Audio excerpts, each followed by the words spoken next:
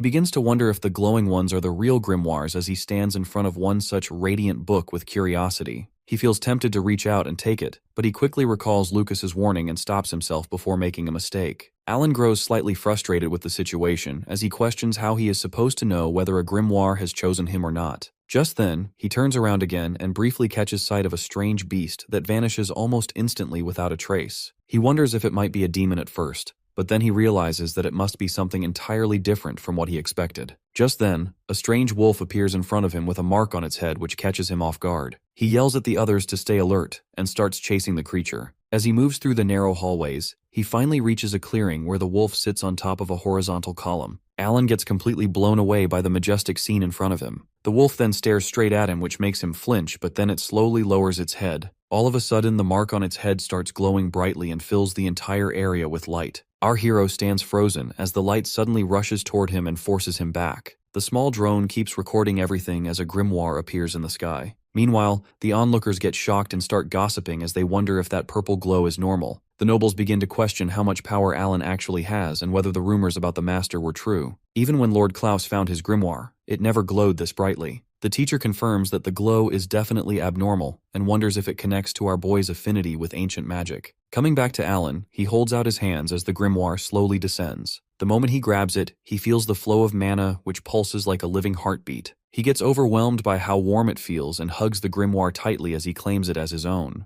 All the while, the floating camera continues to project the entire scene. Watching through a floating projection, Lord Klaus admits to himself that the boy was talented, sure, but he did not realize he was this special. Alan returns to the lab and presents the grimoire to his master with barely contained pride. The old man comments that it is a dusty, ancient-looking book, but he made a solid choice. He tells our boy to treasure it and invites him to take a seat because they need to have a serious talk. While he enjoys sipping his tea like a Brit, his master brings up the story about the phantom beast's blessing again. With a firm tone, he asks Alan to repeat exactly what the creature said, word for word. Alan explains that it called him a child favored by the universe, and mentioned his eyes can see ancient magic like other ancient beings. It also said something vague about the spirit kings guiding him to the origin of magic. After hearing that, Lord Klaus decides to reveal something that is not common knowledge. It is said that the Star Kings are spirit creatures who rule over the territories of the 5 major kingdoms. Alan notes that 5 does not equal 7, clearly confused. Lucas steps in and explains that no one knows where the remaining 2 kings are hiding. Some believe those 2 wander freely across the continent as they please. Even the maestro admits that, despite his lifelong search, he has not found a single solid trace of them. Setting that aside, Alan asks about the origin of magic. His master answers that it most likely refers to the primal stone.